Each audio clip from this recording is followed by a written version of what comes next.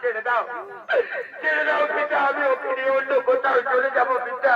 চাই না চাই না আমার এই রাজ্য সুখ, চাই না আমার এই ধন সম্পত্তি পিতা। নারীর জীবনের সব থেকে মূল্যবান ধন তার স্বামী পিতা। স্বামী বিহনে নারীর জীবন অন্ধকার পিতা। সেনাপতি, আমি তো প্রথমেই বলেছি সেনাপতি আমি রাজাবান, আমার বিয়ের কোনো স্নেহ দয়া ক্ষমতা বৃদ্ধি বলে কিছু নেই। যারা অতজনকেই চাবুকের আঘাত যতক্ষণ শরীরে রক্ত দর্শন করে পড়ছে ততক্ষণ চাবুকের আঘাত। এরা বুঝু আমার রাজ্যে জীবন ভালোবাসা করা কত বড় দণ্ডনীয় অপরাধ। চালাও চাবুকের আঘাত।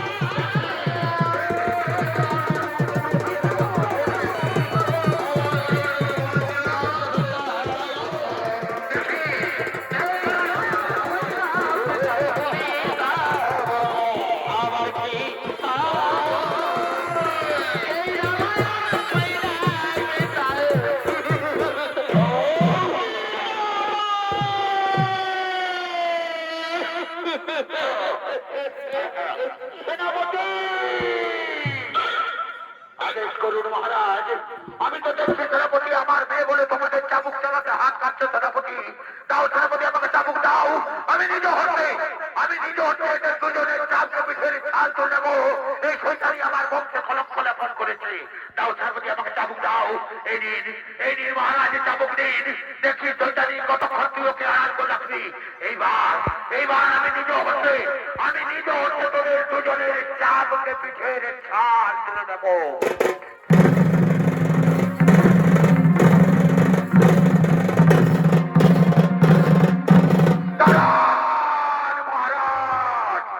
আমরা থাকতে আপনিও তো ব্যর্থ হবেন না মহারাজ। আপনি শুধু অনেক করুন, তারপর দেখুন আমাদের রাজ্যে মানুষ কেন কাক পক্ষী আর কোনোদিন গোপন ভালোবাসা করার সাহস পাবে না। যতক্ষণ পর্যন্ত এদের শরীরে জীবন থাকবে ততক্ষণ পর্যন্ত চলবে চাবুকের আঘাত।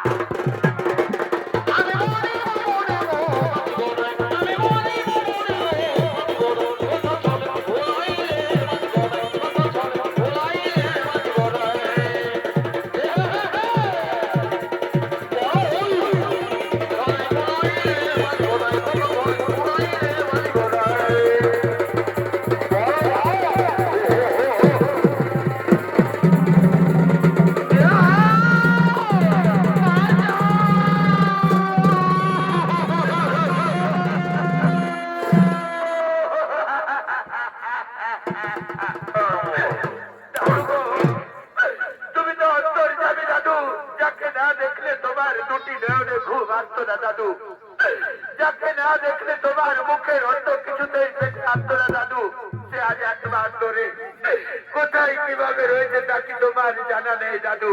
একবার একবার এসে দেখে যাও তোমার প্রাণের প্রিয় নিরুদ্ধের অবস্থা। আর কোথায় আছো ও দাদু?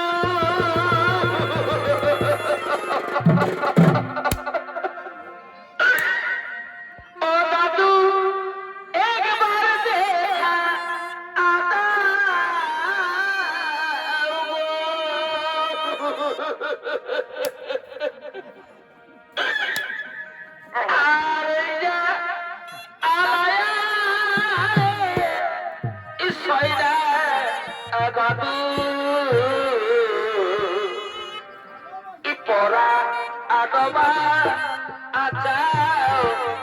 দাদু গো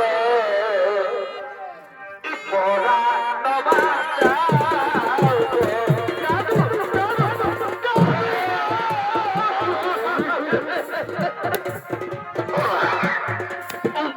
দাদু একবার দেখা এই জ্বালায় আমি ছইরা দাদু পরা নবা চাও দাদু গো পরা নবা চাও দাদু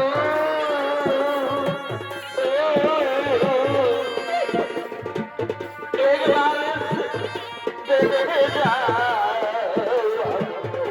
কত সুখে আছি ও দাদু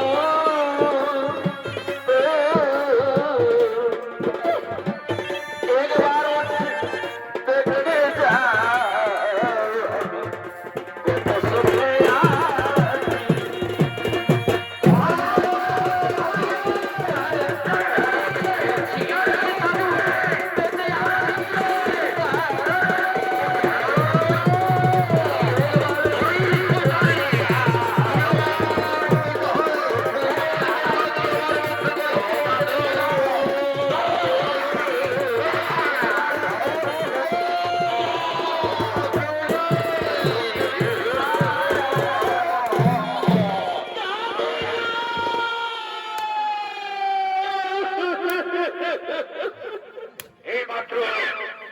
এইমাত্র আমার অনুরোধের কণ্ঠস্বর থেকে এলো আমার অনিরুদ্ধ দাদু দাদু বলে চিৎকার করে করে ডাকছে।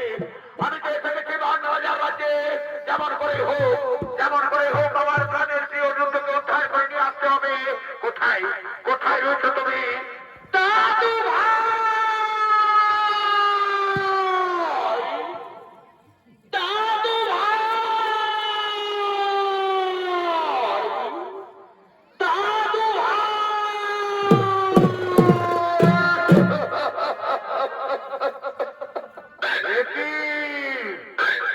একই হরিণী দাদু ভাই, তোমার মুখ এত মলিন কেন দাদু ভাই? একই তোমার সর্বাঙ্গ থেকে রুদির জর্জর করে পড়ছে কেন দাদু ভাই? ওঠো ওঠো দাদু ভাই, আমার কোলে এসো, তোমার শরীরের সমস্ত রক্ত মুছে দিয়ে তোমাকে নিয়ে যাবো দ্বারকায়। এসো দাদু ভাই, আমার কোলে এসো। ইচ্ছে করলেই ওকে ওখান থেকে নিয়ে যেতে পারবে না। ও যে জঘন্য অপরাধ করেছে সেই অপরাধের শাস্তি ওকে পেতেই হবে। ও আমার রাজ্যে প্রবেশ করে আমার মেয়েও তার সঙ্গে করেছে গোপন ভালোবাসা, তার শাস্তি ওকে পেতেই হবে। ওকে যদি ওখান থেকে নিয়ে যেতে হয় তাহলে আমার সঙ্গে করতে হবে যুদ্ধ। যুদ্ধে যদি আমি পরাজিত হই তবেই ওকে ওখান থেকে নিয়ে যাবে, নতুবা ও সারা জীবন আমার অন্ধকার কারাগারে পড়ছে বলবে। তুমি জানো জবান তার সামনে দাঁড়িয়ে তুমি যুদ্ধের ঘোষণা করেছো, যার নামে স্বর্গ মত পাতাল তিনপুর কাঁপে, তার সঙ্গে তুমি যুদ্ধের ঘোষণা করেছো। হ্যাঁ, এতদিনে উপযুক্ত যোদ্ধার সাথে হবে মরণ, যুদ্ধ করিব হেরাস করিব পুরো। মিটাবো রাজাবান তোমার মনে রাখা, আমি মিটাবো। দেখি তোমাকে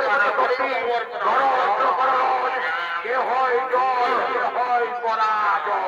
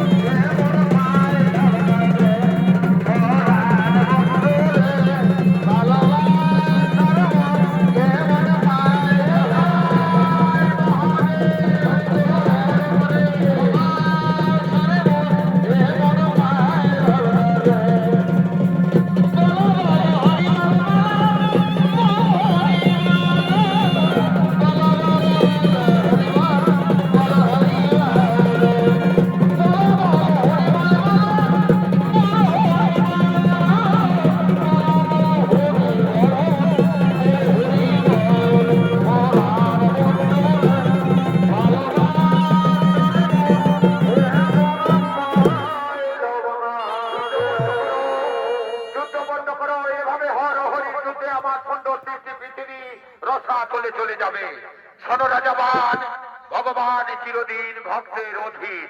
তব তপস্যার জোরে শিব ঠাকুর সশরীরে তোমার রাজ্যে বিরাজমান ছিল, তাই আজ তোমার হয়ে হরির সঙ্গে যুদ্ধ করতে উদ্যত হয়েছিল। এ ছিল বিধির বিধান। এই যুদ্ধে কারো জয় কারো পরাজয় হয়নি, তাই এরপর আমরা শিব ঠাকুরকে নিয়ে যাব কৈলাস পর্বতে। না না ব্রহ্মদেব, এই মাত্র আপনি বললেন ভগবান চিরদিন ভক্তের অধীন, তাহলে ওই আমি শিব ঠাকুরের কম ভক্ত হয়ে গেলাম, শিব ঠাকুর আমার রাজ্য ত্যাগ করে চলে যাবে কৈলাস পর্বতে। না না রাজাবান, সে কথা তো বলিনি, তবে বিধির বিধানে যা ছিল তা ঘটে গেল, এরপর তাকে যেতেই হবে কৈলাস পর্বতে। ঠিক আছে ব্রহ্মদেব, আপনার কথা না হয় মেনে নিলাম, কিন্তু তার আগে আমার একটা কর্ম করে দিয়ে যেতে হবে।